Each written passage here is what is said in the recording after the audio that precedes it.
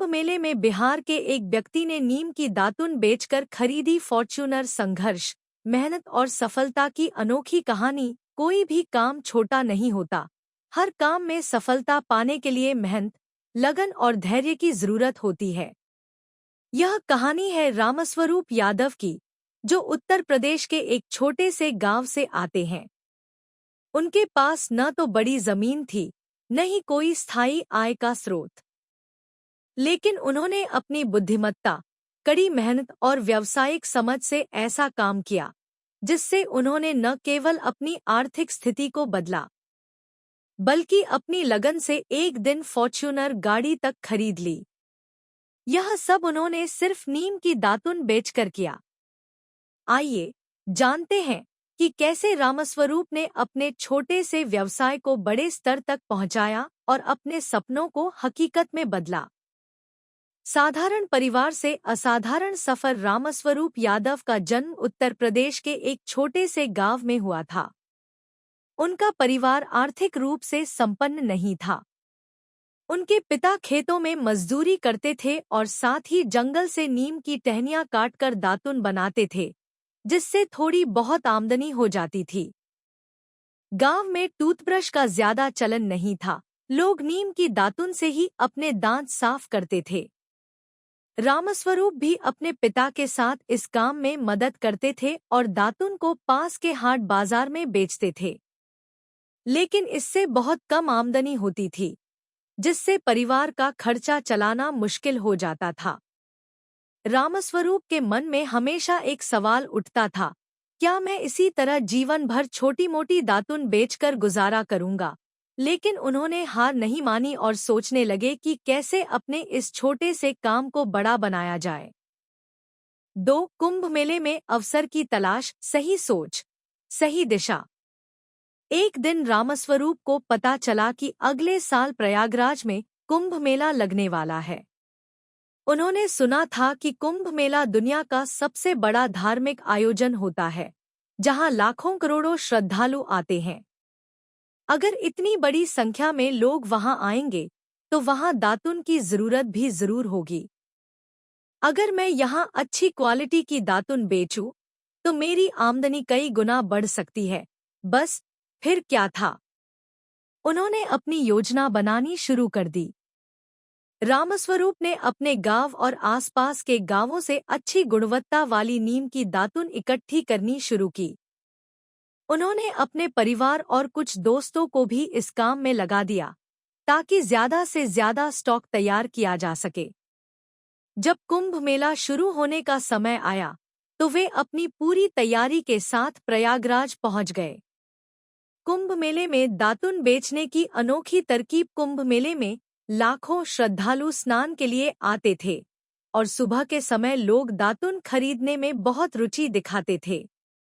रामस्वरूप ने यह समझ लिया कि अगर वे सुबह जल्दी उठकर श्रद्धालुओं तक पहुंच जाए, तो उनकी बिक्री बढ़ सकती है।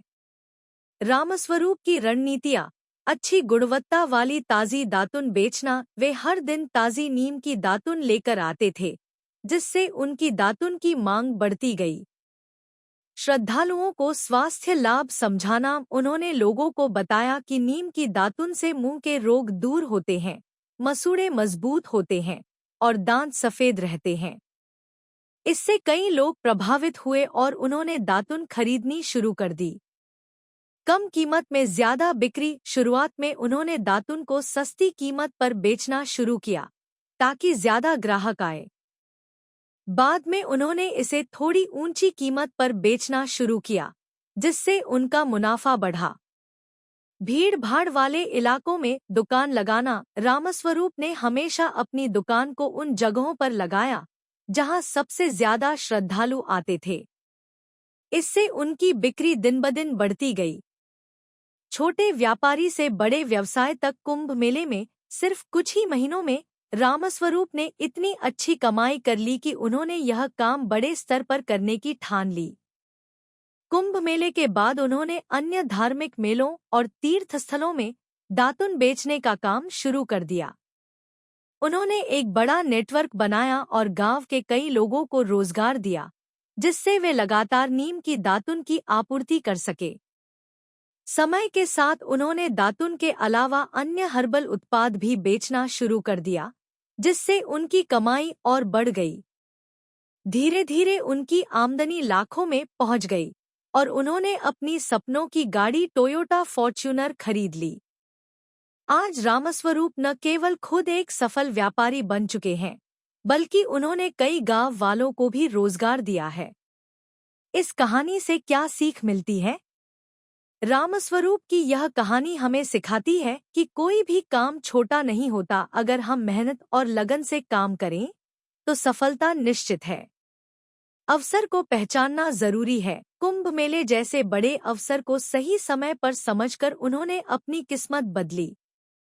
गुणवत्ता और ईमानदारी से सफलता मिलती है। उन्होंने हमेशा अच्छी क्वालिटी की दातुन बेची, जिससे ग्राहकों का भरोसा बना। बुद्धिमत्ता और मेहनत से कोई भी अमीर बन सकता है। सिर्फ नीम की दातुन बेचकर उन्होंने एक बड़ा व्यापार खड़ा किया। निष्कर्ष आपके लिए एक प्रेरणा।